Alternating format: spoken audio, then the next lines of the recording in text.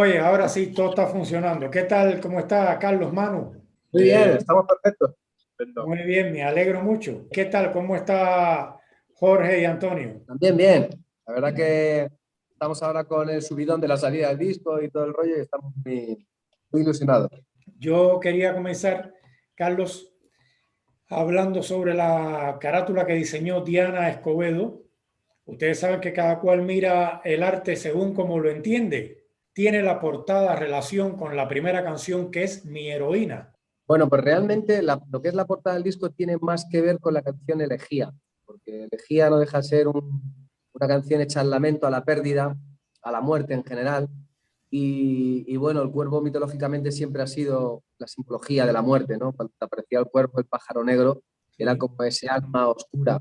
Entonces, yo creo que la portada tiene más que ver con Elegía, pero sí es cierto que todo lo que es el concepto del arte del disco y demás tiene mucho sentimiento, ¿no? Y una canción como Mi Heroína es precisamente eso, es un sentimiento hacia el amor, hacia la madre, hacia, ¿cómo decirlo?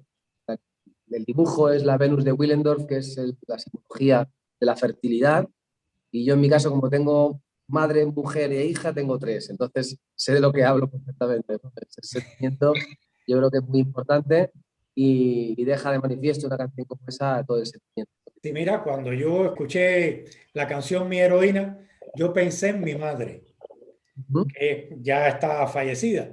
Y asumo que la intención, aunque tú no hayas conocido a mi madre, pero has conocido a otras madres, y ya sabes que las madres, no importa de dónde sean, ni quiénes sean, siempre tienen puntos en común.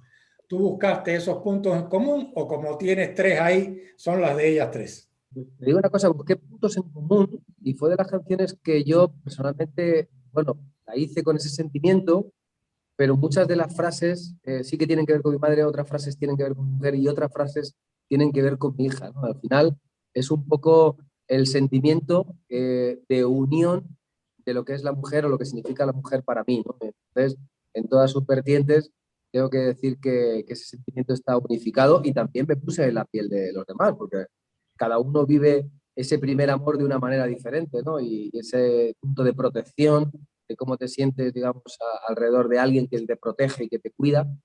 Entonces creo que hice una canción que ya no es mía, que es de todos, ¿no? Al final cada Sí. uno le aporta su sentimiento y le da su punto. Entonces creo que al final Mi Heroína además en directo suena espectacular. La gente en directo tuvo el otro día la suerte de poder oírla, nosotros de poder tocarla y fue la verdad que un paz. Yo creo que has hecho una canción universal, de la misma manera que elegía. O sea, el concepto de elegía es un concepto universal que es una lamentación sobre algo que se pierde, pero en tu caso es sobre alguien que se pierde. Pero lo que me llama la atención de elegía, Carlos, es que creo que han aprovechado ustedes la experiencia de haber trabajado con una orquesta ya de manera más sistemática para aplicarla a la canción. ¿Cómo lo ven ustedes? Pues que Tony, lo defines también, que digo, es que te voy a contestar lo mismo que me has dicho tú, jodido. Le has dado primero porque eso, elegía esa la pérdida de nuestros, un homenaje a nuestros dos compañeros, a Alberto Madrid y a Big Simon, que son de la familia Sober, que ya no están con nosotros, que forman parte a todos los niveles, ¿no? Y que siguen latentes en nuestros corazones. Y luego sí es cierto que la persona que ha hecho los arreglos y que hizo los arreglos de la Sinfonía del Paradiso es la persona que ha hecho los arreglos para Elegía. Y buscábamos transmitir ese concepto más grandioso, más de voces que te acercan al Requiem de Mozart y que te dan ese punto impetuoso, pero sin meter una orquesta sinfónica al completo, con chelos, violas, violines, que quizá eso es un poco lo que veníamos haciendo con la Sinfonía del Paradiso.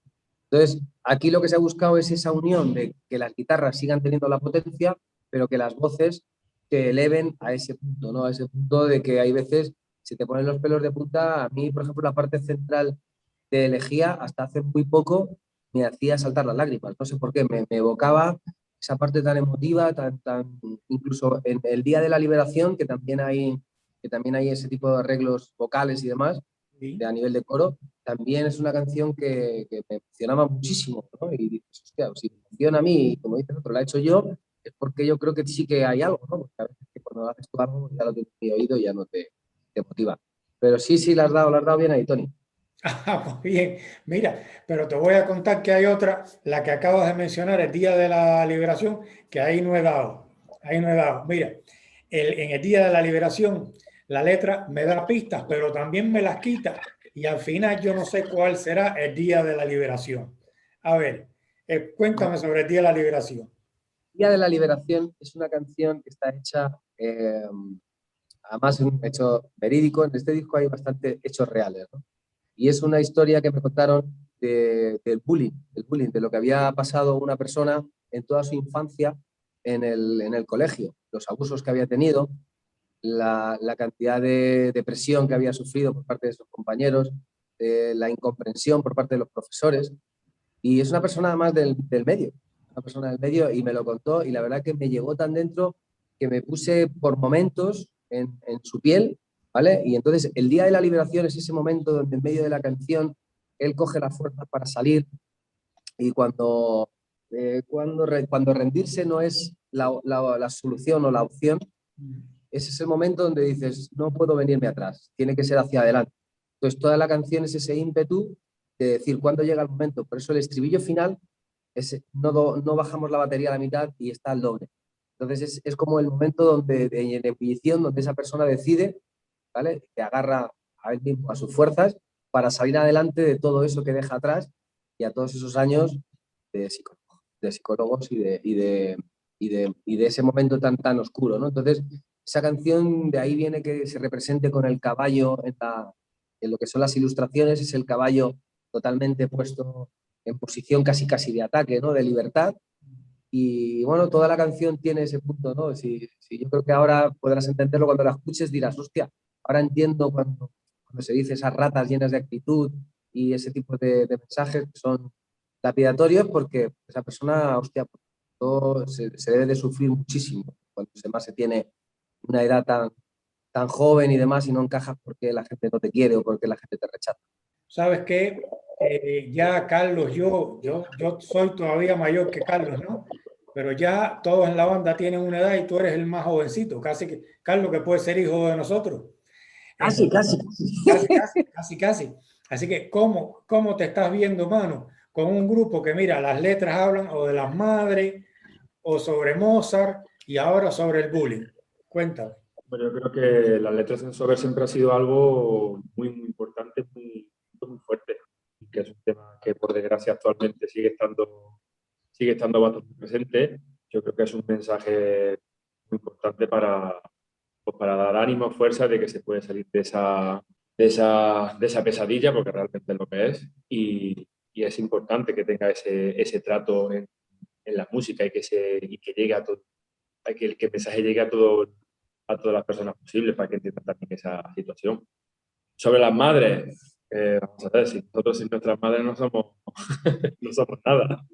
Gracias a ellas, pues, tenemos la vida, estamos aquí y yo creo que es un ejemplo, un mensaje muy bonito de poder que una madre se sienta identificada con una canción. Lo bueno de saber también es que todas las letras tienen diferentes lecturas y cada uno se lo puede llevar a su terreno. Yo creo que eso es algo que hace la canción más grande todavía. Que de cuatro personas que escuchen la canción y cada una tenga, o la mayoría pueda tener una lectura diferente, hace que la canción tenga más grandeza. Y quiero decir, encantado de que las letras tengan esa magnitud, esa importancia y ese valor. Hay en esa canción como un sonido de batería un poco tribal y demás. ¿Cómo trabajaste los ritmos de la batería? ¿Ya los compositores te lo trajeron o tú tuviste libertad para hacer algunos arreglos o completo? La verdad que en ese tema en concreto siempre viene un poco la idea hecha. Carlos siempre trae un poco el pensamiento que tiene sobre la canción. Al crearla y todo, pues viene ya con una idea bastante avanzada.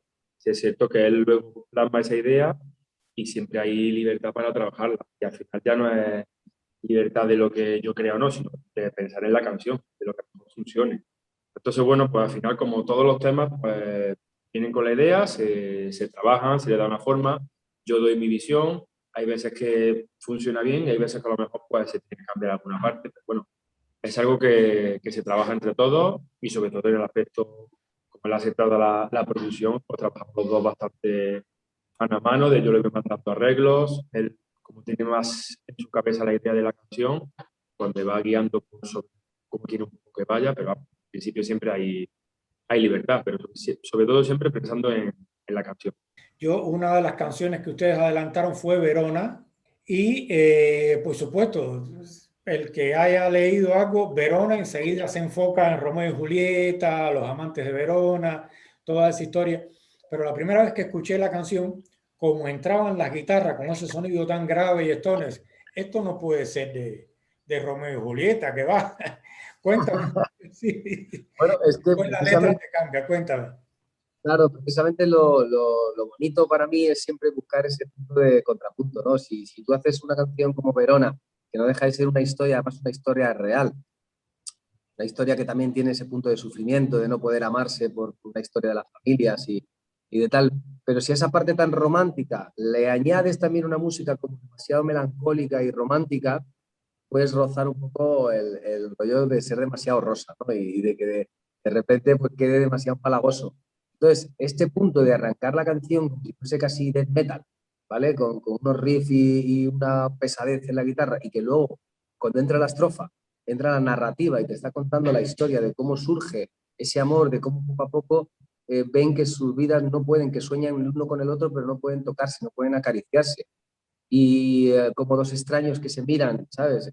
Llega un momento que la letra te va llevando y la canción es la que se va como acoplando a la letra, ¿sabes? Entonces, en vez de ser al revés, creo que en esta ocasión, es más, la letra la compuse antes que la música. Entonces, esas de las canciones más diferentes que pueda llegar a tener el disco, porque, joder, primero tuve la historia, tuve el concepto de cómo contarla, de ese punto narrativa o de narrador, de desde fuera contar, ella piensa, él sueña con, y cómo de alguna manera luego musicalmente lo acoplas y le das ese punto de contrapunto, de decir, joder, que suena cañero, incluso en el videoclip estamos ahí muy rockeros, pero la letra no deja de ser una historia de Romeo y Julieta, ¿sabes? Y como la historia de Romeo y Julieta es Shakespeare, ha tenido tantas visiones, desde la de la original, digamos, como película, a la de Leonardo DiCaprio, hasta una moderna, tal, al final la historia es lo importante de esto, ¿no? Al final la musicalidad o el trasfondo ya lo pones tú donde quieras, pero lo importante era la